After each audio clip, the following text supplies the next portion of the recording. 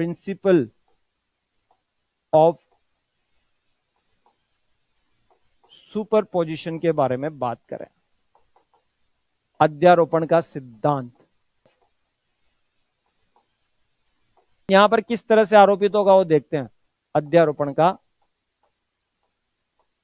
सिद्धांत, principle of superposition, अध्यारोपण का सिद्धांत।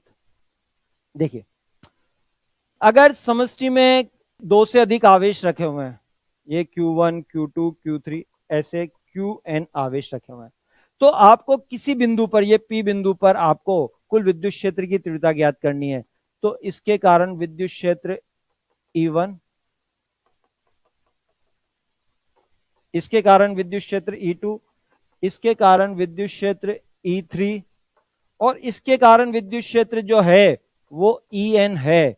तो यहां पर कुल विद्युत क्षेत्र जो होगा E नेट, वो क्या हो जाएगा, सभी आवेशों के कारण जो विद्युत क्षेत्र होगा उन सबका सदिश योग हो जाएगा। तो यहां पर हम इसको किससे रिप्रेजेंट करेंगे, E से रिप्रेजेंट करेंगे। ठीक है, चलिए इसी पर बेस हम न्यूमेरिकल करते हैं जो हमने कल किए थे। सेम न्यूमेरिकल, सेम कॉन्सेप्ट पर न्यूमेरिकल अब वापस करेंगे।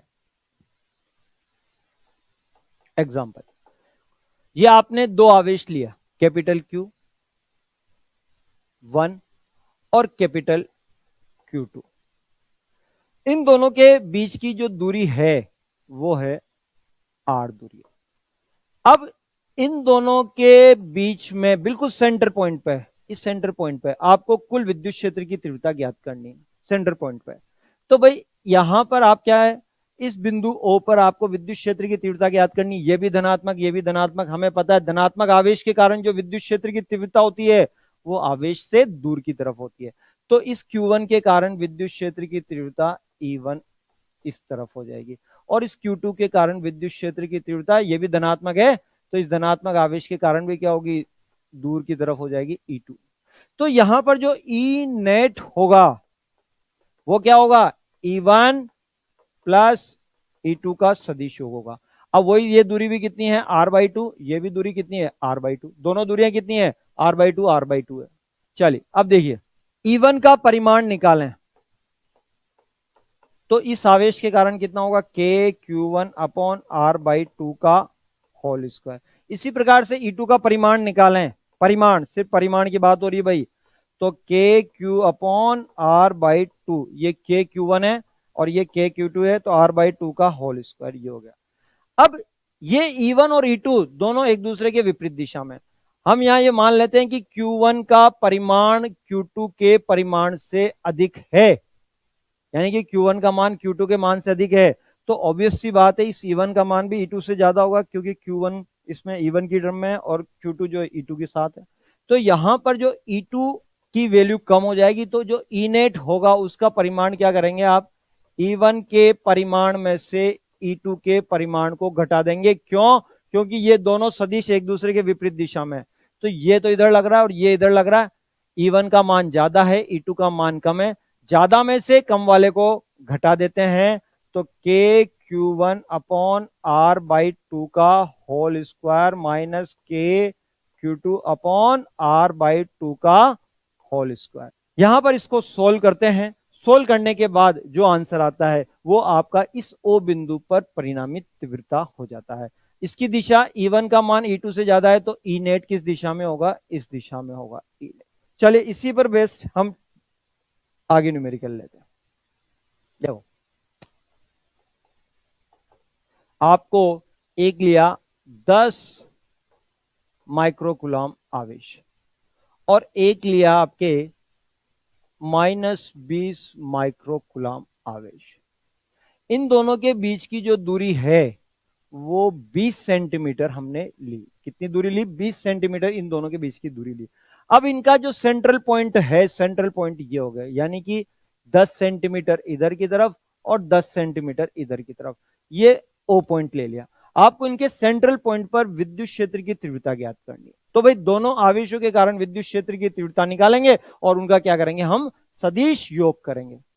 ठीक, चलिए इस 10 माइक्रोकुलम धनात्मक के कारण विद्युत क्षेत्र की तीव्रता दूर की तरफ होगी, धनात्मक आवेश के कारण आवेश से दूर की तरफ, तो इससे दूर की तरफ होगी, तो विद्युत क्षेत्र की तीव्रता ये E1 इस तरफ होगी। ठीक है, अब ये ऋणात्मक आवेश है -20 माइक्रोकुलम। बताया आपको ऋणात्मक आवेश के कारण विद्युत क्षेत्र की तीव्रता उस बिंदु पर ऋणात्मक आवेश की तरफ ही होगी, तो ये E2 भी इसी दिशा में हो जाएगा, E2 भी इसी दिशा में होगा। E1 और E2 दोनों एक ही दिशा में। आपको बताया जब भी दो सदिश एक ही दिशा में होता है तो उनका परिणामी क्या होता है, सिंपली जुड़ जाता है, और विपरीत दिशा में होता है तो वो सब्ट्रैक्ट हो जाते हैं, घट जाता है। तो यहां पर जो ई नेट होगा, अगर मैं सदिश रूप में लिखूंगा तो इन दोनों को पहले तो E1 प्लस E2 लिखूंगा सदिश रूप में। अब मैं परिणाम जो इनका परिमाण है, मैग्नीट्यूड है, उसकी फॉर्म में लिखता हूं, तो दोनों एक ही दिशा में है, तो ये ई नेट का परिमाण इक्वल्स टू E1 का परिमाण प्लस E2 का परिमाण, दोनों एक ही दिशा में होने के कारण जुड़ जाएंगे। अब मैं यहां E1 और E2 का परिमाण निकाल लेता हूं, दोनों का परिमाण अलग अलग है, तो E1 का परिमाण के चार्ज कितना है 10 माइक्रोकुलम, ठीक है, और डिस्टेंस कितनी है 10 सेंटीमीटर, सबको एक ही सिस्टम में कन्वर्ट कर लेंगे। इसी तरह से E2 का परिमाण ये कितना हो जाएगा, के चार्ज कितना है 20 माइक्रोकुलम, और डिस्टेंस कितनी आ रही है आपकी, ये भी 10 सेंटीमीटर, 10 इंटू 10⁻⁻2 का होल स्क्वायर।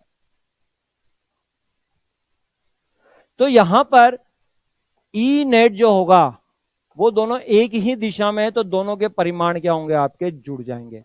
तो इन दोनों को जोड़ें तो के की वैल्यू 9 इंटू 10⁻9, ये कितना हो गया 10⁻⁻5 हो जाएगा, ये 10 इंटू 10⁻⁻6, और ये क्या हो गया आपका 10⁻⁻2, ये हो जाएगा, प्लस ये वाला वैल्यू भी यहां पर 9 इंटू 10⁻9, और ये 2 इंटू 10⁻5 अपॉन, और यहां पर भी क्या हो गया 10⁻2।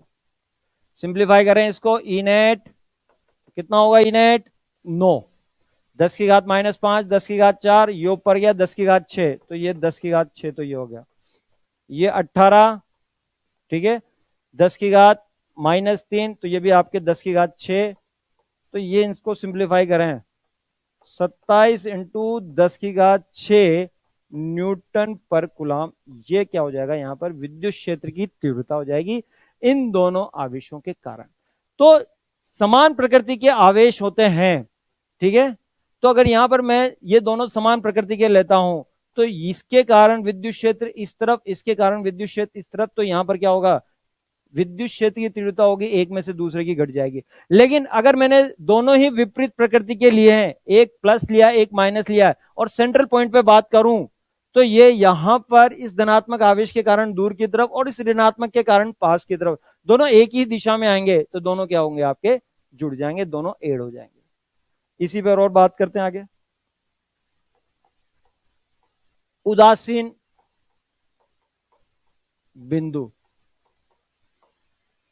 न्यूट्रल पॉइंट बोलते हैं उदासीन बिंदु। क्या होता है उदासीन बिंदु, वह बिंदु जहां पर कुल विद्युत क्षेत्र की तीव्रता शून्य होती है उसको बोलते हैं हम उदासीन बिंदु, न्यूट्रल पॉइंट बोलते हैं। तो देखिए इस पर बेस्ट न्यूमेरिकल बात करते हैं। आपने ये एक 16 माइक्रोकुलाम का एक आवेश लिया, एक एग्जांपल से समझते हैं, और एक आपने 4 माइक्रोकुलाम का एक आवेश लिया। अब इन दोनों के बीच की दूरी ली आपने 10 सेंटीमीटर, ये दूरी ले ली।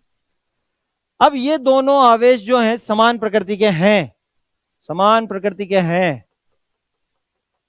ठीक है, तो इन दोनों आवेशों के बीच में कोई ऐसा बिंदु होगा, अगर समान प्रकृति के होते हैं तो इन दोनों आवेशों के बीच में कोई एक ऐसा बिंदु होगा जहां पर क्या होगा कुल विद्युत क्षेत्र की तीव्रता शून्य होगी, तो उसको क्या बोलेंगे हम, न्यूट्रल पॉइंट बोलेंगे। ठीक है, तो ये दोनों समान प्रकृति के 16 और ये 4 दोनों समान प्रकृति के, तो इन दोनों के बीच में कोई ऐसा बिंदु होगा जहां पर विद्युत क्षेत्र की तीव्रता शून्य होगी। तो आपको वो ज्ञात करना है कि वो बिंदु जो है वो 16 माइक्रोकुलाम से कितनी दूरी पर है। तो भाई यहां पर देखें, इस 16 माइक्रोकुलाम के कारण विद्युत क्षेत्र की तीव्रता दूर की तरफ ये होगी, ये E1 इस तरफ होगी, और इस 4 माइक्रोकुलाम ये भी धनात्मक है, इसके कारण भी विद्युत क्षेत्र की तीव्रता दूर की तरफ होगी, ये E2 इस तरफ होगी। ठीक है, अब यहां पर इस बिंदु पर आपको कुल विद्युत क्षेत्र की तीव्रता क्या चाहिए, शून्य चाहिए। ये शून्य तभी होगी जब E1 का परिमाण और E2 का परिमाण समान हो। विपरीत दिशा में तो है, परिमाण समान होना चाहिए। तो यहां पर E1 का परिमाण E2 के परिमाण के समान होगा, तो यहां पर क्या होगी, विद्युत क्षेत्र की तीव्रता शून्य हो जाएगी। इसी को क्या बोलेंगे अपन, उदासीन बिंदु बोलेंगे। तो देखिए भाई, यहां से अगर ये x दूरी पर है तो यहां से कितनी दूरी हो जाएगी, ये जो दूरी होगी ये 10 माइनस एक्स हो जाएगी, ये 10 माइनस एक्स हो जाएगी। E1 का मान इस 16 माइक्रोकुलाम के कारण, तो E1 का मान निकालेंगे तो K 16 माइक्रोकुलाम, 16 इंटू 10 की घात माइनस 6, और दूरी कितनी भाई, x, तो ये x स्क्वायर। E2 ये 10 माइनस एक्स, तो यहां पर इस 4 माइक्रोकुलाम के कारण E2 का मान कितना होगा, K इंटू 4 इंटू 10 की घात माइनस 6 अपॉन ये दूरी कितनी है, 10 माइनस एक्स का होल स्क्वायर। ठीक है, ये K से K कैंसिल हो गया, 10 की घात माइनस 6 से 10 की घात, ये 4 से 16 4 बार। अब आप क्या करेंगे, यहां पर दोनों तरफ अंडर रूट लेते हैं, तो 4 का अंडर रूट तो 2 हो गया, एक्स स्क्वायर का हो गया एक्स, इधर ऊपर 1 ही है, और इसका अंडर रूट लेंगे तो 10 माइनस एक्स। आप अब इसका क्या करते हैं, क्रॉस मल्टीप्लाई करते हैं, सोल्व कर लेते हैं।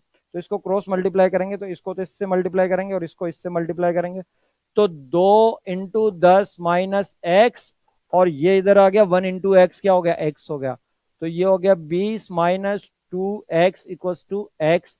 रीअरेंज करें तो 20 इक्वल्स टू, ये उधर जाके कितना हो गया 3x, तो x इक्वल्स टू कितना हो गया 20/3 सेंटीमीटर।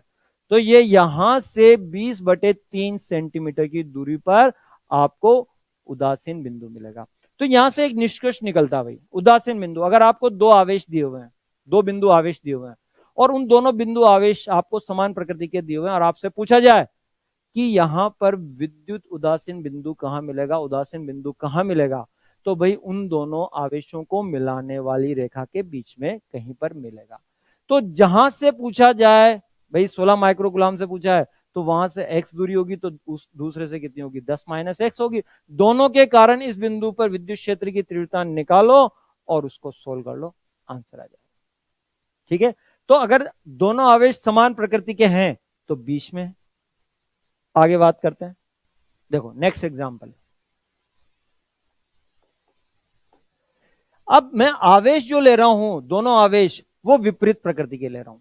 तो जब विपरीत प्रकृति के आवेश लेते हैं तो क्या होता है, देखिए भाई, आपने लिया एक 9 माइक्रोकुलाम आवेश और एक लिया -4 माइक्रोकुलाम आवेश, और इन दोनों के मध्य की दूरी है 20 सेंटीमीटर, ले लेते 20 सेंटीमीटर ले लिया। ठीक है, दोनों आवेश विपरीत प्रकृति के हैं। अब आपसे पूछा जाएगा कि इन दोनों आवेशों को मिलाने वाली लाइन पर विद्युत उदासीन बिंदु, यानी कि उदासीन बिंदु कहां पर होगा, ज्ञात करना है। तो भाई जब यहां पर अगर मैं बीच में चेक करता हूं, बीच में कहीं पर चेक करता हूं, तो देखो बीच में विद्युत क्षेत्र की तीव्रता शून्य मिलेगी ही नहीं। देखिए इस 9 माइक्रोकुलाम के कारण धनात्मक आवेश है, इसके कारण विद्युत क्षेत्र की तीव्रता E1 इस तरफ हो जाएगी आवेश।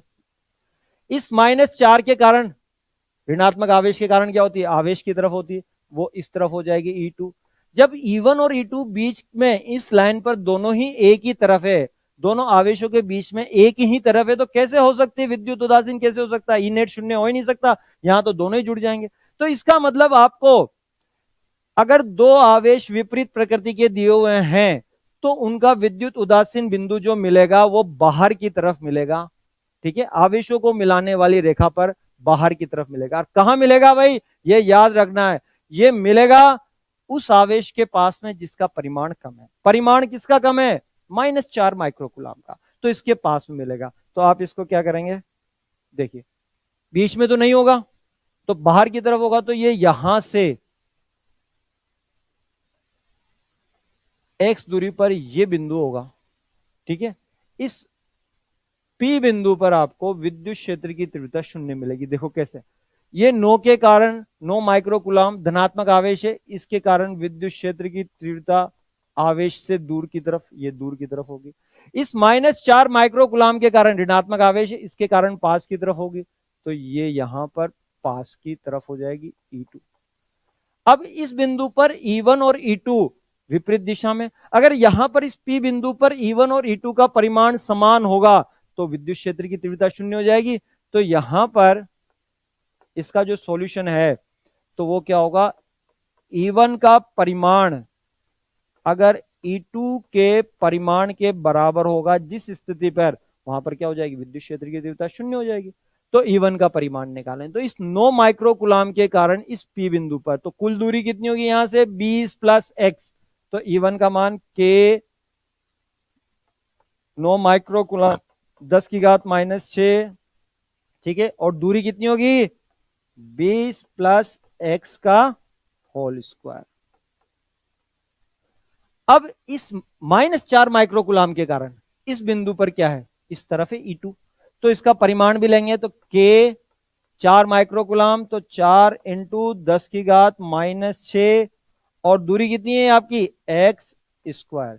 तो K से K कैंसिल हो गया, 10⁻⁻⁶ से 10⁻⁻⁶ कैंसिल हो गया, ठीक है। अब आप इसका दोनों तरफ अंडर रूट लें, तो 9 का अंडर रूट तो हो गया 3, 20 + x यहां पर बचेगा, ठीक है।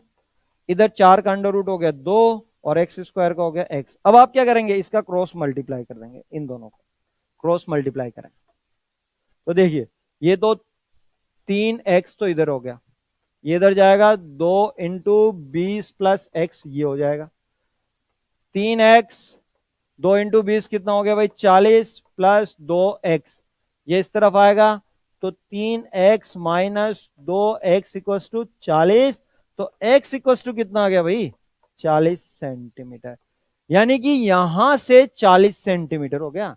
-4 माइक्रोकुलाम से 40 सेंटीमीटर है, तो 9 माइक्रोकुलाम से कितना होगा 20 + 40 यानी कि 60 सेंटीमीटर हो जाएगा। तो आपसे पूछा जाएगा कि यहां पर 9 माइक्रोकुलाम से कितनी दूरी पर होगा 60 सेंटीमीटर पे, और -4 माइक्रोकुलाम से कितनी दूरी पर होगा 40 सेंटीमीटर पे। तो यह बात हुई आपकी दो आवेशों के कारण जो उदासीन बिंदु उत्पन्न होता है उसके बारे में बात हुई। चलिए इसी पे और हम आगे बात करते हैं, अध्यारोपण के सिद्धांत पर ही और बात करते हैं और न्यूमेरिकल देखते हैं। देखिए देखिए आपने ये एक वर्ग लिया,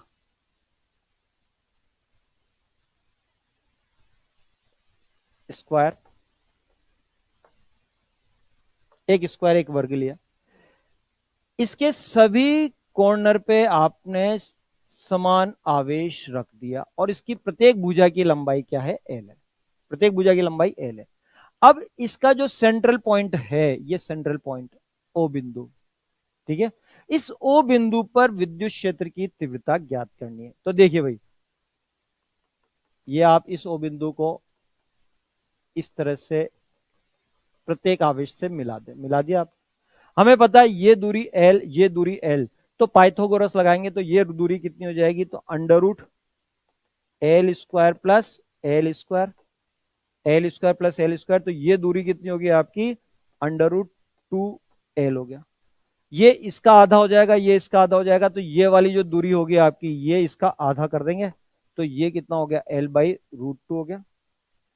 ये देखो L/√2, तो ये L/√2, ये भी क्या है आपकी L/√2, ये भी L/√2 और ये भी L/√2, मींस केंद्र से लेके प्रत्येक कॉर्नर के बीच की जो दूरी है वो समान है, वो कितनी है L/√2 होगी। अब आपको इन चारों आवेशों के कारण इस O बिंदु पर विद्युत क्षेत्र की तीव्रता ज्ञात करनी। तो चले भाई, इन चारों के कारण हम विद्युत क्षेत्र का मान, विद्युत क्षेत्र की तीव्रता का मान ज्ञात करेंगे और दिशा दोनों ज्ञात करेंगे। चले, इस धनात्मक आवेश के कारण विद्युत क्षेत्र की तीव्रता क्या होती है, धनात्मक के कारण दूर की ओर, तो ये धनात्मक के कारण दूर की ओर, ये दूर की ओर हो गया E1, इस तरफ हो गया, ठीक है, E1 दूर की तरफ। इस धनात्मक के कारण, इसके कारण O बिंदु पर दूर की ओर, तो ये इस तरफ हो गया आपका E2, इस तरफ हो गया।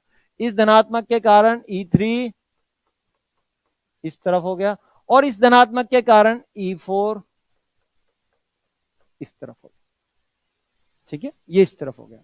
अब यहां पर ई नेट जो होगा, ई नेट वो क्या होगा, E1 plus E2 plus E3 plus E4, इन चारों का सदिश योग होगा, वेक्टर सम होगा। ठीक है, अब हम E1 E2 E3 E4 का मान ज्ञात करें। तो देखिए भाई, E1 का परिमाण निकाला है, तो E1 का परिमाण इस आवेश के कारण O बिंदु पर कितना हो गया, K स्मॉल q, और ये दूरी कितनी है, वही L/√2, L/√2 का होल स्क्वायर। यही परिमाण इस Q के कारण यहां पर होगा, और यही परिमाण इस Q के कारण यहां पर होगा, और यही परिमाण इसके कारण होगा। यानी कि E1 E2 E3 और E4 इन चारों का परिमाण समान होगा। ये E2 के कारण, ये E3 के कारण, ये E4 के कारण, चारों सदिशों का मान, सदिशों का परिमाण समान होगा। ठीक है, तो अब E1 और E2 का परिमाण समान है, और जो दोनों एक दूसरे के विपरीत दिशा में लग रहे हैं, तो ये इसको कैंसिल आउट कर देगा, तो E1 E2 को कैंसिल आउट, निरस्त कर देगा। और E3 का परिमाण E4 के बराबर है, दोनों विपरीत दिशा में है, तो ये भी एक दूसरे को कैंसिल कर देंगे। तो ये ई नेट कितना होगा आपका, ई नेट कुल विद्युत क्षेत्र की तीव्रता कितनी हो जाएगी, शून्य हो जाएगी। तो ये जहां पर विद्युत क्षेत्र की तीव्रता शून्य होती है उसको क्या बोलते हैं हम, उदासीन बिंदु। तो यहां पर इस वर्ग का जो केंद्र है ये ओ बिंदु, ये भी क्या होगा आपका, उदासीन बिंदु हो जाएगा, यानी कि न्यूट्रल पॉइंट यहां पर भी जनरेट हो जाएगा। ठीक है, तो ये आपके वर्ग के सभी कोनों पे समान आवेश रखे हुए हैं, तो केंद्र पर विद्युत क्षेत्र की तीव्रता शून्य होती है, याद रखा जाए रिजल्ट। नाउ नेक्स्ट देखिए, एक और एग्जांपल लेते हैं। आप ये एक रेगुलर हेक्सागन लेते हैं, रेगुलर हेक्सागन यानी कि सम षटभुज, सम षटभुज, ये सम षटभुज जो आप लेते हैं, रेगुलर हेक्सागन लेते हैं। देखिए कैसे रेगुलर हेक्सागन,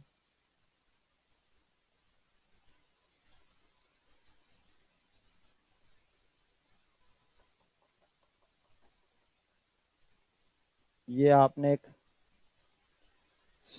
रेगुलर हेक्सागन लिया, सम षटभुज लिया, आप यहां पर इसके आमने सामने वाले कोणों को ये मिला दिया, मिला दिया। इसकी प्रत्येक भुजा की लंबाई समान है, एल एल एल एल, समषटभुज, और इसके प्रत्येक कोने पे समान आवेश Q Q Q Q Q रख दिया। तो इसका केंद्र बिंदु है ओ बिंदु, आपको यहां पर विद्युत क्षेत्र की तीव्रता निकालनी। देखिए रेगुलर हेक्सागन की क्या प्रॉपर्टी होती है कि ये 6 संभव त्रिभुज बनाता है, ये 1 2 3 4 5 6, 6 संभव त्रिभुज है आपके, यानी कि इक्विलेटरल ट्रायंगल है। तो ये भी एल है, तो ये लेंथ भी एल होगी, ये भी एल होगी, ये भी एल होगी, ये भी एल होगी, ये भी एल होगी, ये भी एल होगी। तो ये सारी लेंथ, ये वाली लेंथ, ये वाली लेंथ, ये वाली लेंथ, ये वाली लेंथ, सबकी लेंथ का मान क्या होगा, बराबर होगा, एल के बराबर होगा।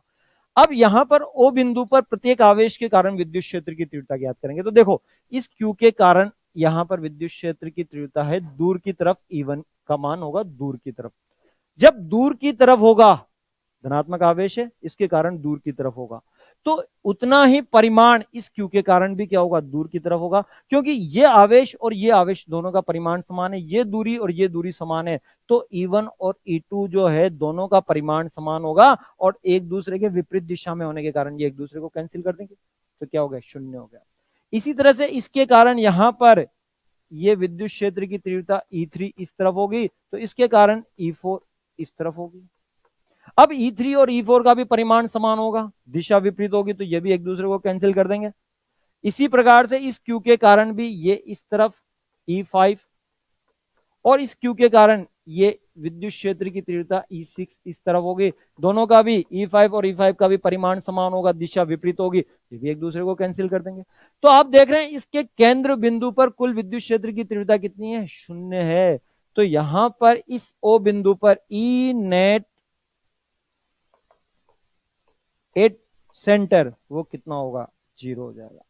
तो कुल विद्युत क्षेत्र की तीव्रता केंद्र बिंदु पर कितनी है, शून्य। ठीक है, तो ये भी क्या है आपका विद्युत उदासीन बिंदु हो गया। तो विद्युत उदासीन यानी कि न्यूट्रल पॉइंट हो गया। तो यहां से एक निष्कर्ष निकलता है, उस निष्कर्ष को सुन लीजिए भाई। आप कोई भी रेगुलर पॉलीगन ले, पॉलीगन से मतलब जिसकी आपकी कितनी भी भुजाएं हो, ठीक है, रेगुलर मतलब समान भुजाएं। आपने वर्ग लिया, आपने हेक्सागन लिया, तो आप कोई भी रेगुलर पॉलीगन ले, अगर उसके ईच कॉर्नर पे समान आवेश रखा हुआ है, रेगुलर पॉलीगन पंचभुज भी हो सकता है, सम षटभुज भी हो सकता है, सम पंचभुज हो सकता है, वर्ग हो सकता है, समबाहु त्रिभुज हो सकता है, कितनी ही भुजाएं ले लो, लेकिन सब भुजाओं की लंबाई क्या होनी चाहिए, समान होनी चाहिए। तो आप कोई भी रेगुलर पॉलीगन लें, उसके ईच कॉर्नर पे समान आवेश रखें, समान आवेश, देखो समान आवेश रख दिया हमने, ठीक है, तो उसके केंद्र बिंदु पर विद्युत क्षेत्र की तीव्रता शून्य होगी, वहां पर आपको न्यूट्रल पॉइंट जनरेट होगा। बात समझ में आई? तो न्यूट्रल पॉइंट ये जनरेट हुआ, इसको बोलते हैं अपन, ठीक है, न्यूट्रल पॉइंट, उदासीन बिंदु उत्पन्न हुआ। ठीक, तो निष्कर्ष आप याद रखें, कोई भी समबहुभुज जिसके प्रत्येक कॉर्नर पे समान आवेश रखा हुआ है, तो केंद्र बिंदु पर विद्युत क्षेत्र की तीव्रता शून्य होगी, चाहे आपका वो वर्ग हो, चाहे वो समबाहु त्रिभुज हो, चाहे वो समपंचभुज हो, चाहे वो सम षटभुज हो, कोई भी हो। चलो एक और देख लेते हैं। देखिए भाई, ये आपने लिया एक समबाहु त्रिभुज, समबाहु त्रिभुज, इक्विलेटरल ट्राइंगल, इक्विलेटरल ट्राइंगल, ये समबाहु त्रिभुज आपने लिया। इसकी प्रत्येक भुजा की लंबाई आपने ले ली L, इसके प्रत्येक कॉर्नर पे समान आवेश रख दिया Q। अब इसके केंद्र बिंदु O पर विद्युत क्षेत्र की तीव्रता ज्ञात करनी है, O बिंदु पर। तो देखिए कैसे ज्ञात करता है, इस आवेश के कारण, धनात्मक आवेश के कारण विद्युत क्षेत्र की तीव्रता होगी दूर की तरफ E1। इस धनात्मक आवेश के कारण विद्युत क्षेत्र की तीव्रता होगी ये भी दूर की तरफ E2, और इस धनात्मक आवेश के कारण भी विद्युत क्षेत्र की तीव्रता होगी E3 दूर की तरफ। ये वाला एंगल भाई आपके तीन सदिश हो गए, E1, E2, E3, तीनों एक दूसरे से समान कोण पे है। कुल कोण कितना होता है 360, तो ये हो गया आपका 120, ये भी कितना हो गया 120, और ये भी क्या हो गया 120 हो गया। अब तीनों का परिमाण समान होता है। हमेशा कोई भी समबाहु त्रिभुज होता है, उसके कोने से, कॉर्नर से सेंटर की जो डिस्टेंस होती है उसकी साइड का 1/√3 टाइम्स होती है भाई, L/√3। तो यहां पर ई नेट आपको निकालना है, तो ई नेट क्या होगा, सदिश योग हो जाएगा E1 E2 प्लस E3 का सदिश योग हो गया, ठीक है। E1 का परिमाण E2 के परिमाण के बराबर होगा, यही परिमाण E3 का भी होगा। क्यों? क्योंकि यहां पर जो तीनों आवेश है उनका मान समान है, और ये दूरियां भी क्या है, समान है। तो ये हो गया K, आवेश का मान Q, और दूरी कितनी है भाई, L/√3 का होल स्क्वायर। अब सबसे पहले आप क्या करेंगे, E1 और E2 को सोल्व करेंगे। E1 और E2 भाई इस तरह से है, ये E1 इस तरफ है, E2 इस तरफ है, और E3 नीचे की तरफ है। सबसे पहले E1 और E2, इन दोनों के मध्य कोण कितना है 120 डिग्री, ये 120 डिग्री, तो इनका परिणामी बिल्कुल सेंटर से जाएगा। E1 प्लस E2 का जो रिजल्टेंट है बिल्कुल सेंटर से जाएगा, दोनों के बिल्कुल बीच में से जाएगा। तो E1 और E2 का परिमाण निकालेंगे तो क्या होता है, E1 प्लस E2 का रिजल्टेंट जो निकालेंगे वो क्या होता है। देखो हमें पता है, सदिशों में हमने पढ़ा है कि जब भी कोई भी दो सदिश जिनके मध्य कोण 120 डिग्री होता है, तो उनके परिणामी सदिश का परिमाण मींस रिजल्टेंट वेक्टर का मैग्नीट्यूड एक वेक्टर के इक्वल होता है। तो E1 और E2 के मैग्नीट्यूड में किसी एक के इक्वल होगा, तो ये होगा KQ अपॉन L/√3 के स्क्वायर। तो E1 प्लस E2 का मैग्नीट्यूड इस E3 के मैग्नीट्यूड के इक्वल होगा अपोजिट डायरेक्शन में, तो दोनों एक दूसरे को कैंसिल कर देंगे, तो इसका मैग्नीट्यूड और इसका मैग्नीट्यूड दोनों अपोजिट डायरेक्शन में, दोनों वेक्टर अपोजिट डायरेक्शन में, मैग्नीट्यूड सेम है, तो ई नेट कितना होगा आपका 0 हो जाएगा। ठीक है, तो अभी बताया मैंने आपको, कोई भी आप रेगुलर पॉलीगन लें, चाहे वो त्रिभुज हो, चाहे वो वर्ग हो, चाहे वो सम पंचभुज हो, चाहे वो सम षटभुज हो, ठीक है, अगर आप उसके सभी कॉर्नर पे समान आवेश रखते हैं तो उसके केंद्र बिंदु पर विद्युत क्षेत्र की तीव्रता क्या होगी, शून्य होगी। ये कॉन्सेप्ट आपको याद रखना। क्लियर? तो ये बात हुई आपकी विद्युत क्षेत्र से संबंधित बात। तो हमने यहां पर विद्युत क्षेत्र में क्या क्या देखा भाई? हमने विद्युत क्षेत्र में देखा कि जिसके कारण विद्युत क्षेत्र उत्पन्न होता है उसको तो बोलते हैं हम स्रोत आवेश, और जिस पर बल अनुभव किया जाता है उसको क्या बोलते हैं हम, परीक्षण आवेश बोलते हैं। ठीक है, तो ये तो हो गया स्रोत आवेश और परीक्षण आवेश। इसके बाद हमने देखा कि विद्युत क्षेत्र के अंदर किसी बिंदु पर विद्युत क्षेत्र का प्रभाव मेजर करने के लिए हमारे पास दो पैरामीटर होते हैं, एक होता है विद्युत क्षेत्र की तीव्रता और एक होता है विद्युत विभव। हम यहां पर जो अभी तक हमने बात की है वो विद्युत क्षेत्र की तीव्रता के बारे में बात की है। ठीक है, फिर इसके बाद हमने जो है वो उदासीन बिंदु देखा। उदासीन बिंदु, दो आवेशों के कारण उदासीन बिंदु किस प्रकार से प्राप्त किए जाते हैं। अगर वो समान प्रकृति के होते हैं तो उनको मिलाने वाली लाइन पर उनके बीच में होता है, और अगर विपरीत प्रकृति के होते हैं तो उनको मिलाने वाली लाइन के बाहर की तरफ होता है। किसके पास में होता है? जिसका परिमाण कम होता है उसके पास में होता है, ये याद रखना। हमने यहां पर देखा अगर कोई भी रेगुलर पॉलीगन है, समबहुभुज है, अगर उसके कॉर्नर पे समान आवेश रखें तो केंद्र पर रखे, उसके कॉर्नर पे समान आवेश रखें तो केंद्र पर विद्युत क्षेत्र की तीव्रता क्या होगी? शून्य होगी। ये क्या कहलाएगा? आपका विद्युत उदासीन बिंदु कहलाएगा। ठीक है, तो जवानों आज की क्लास अपन यहीं पर ओवर करते हैं।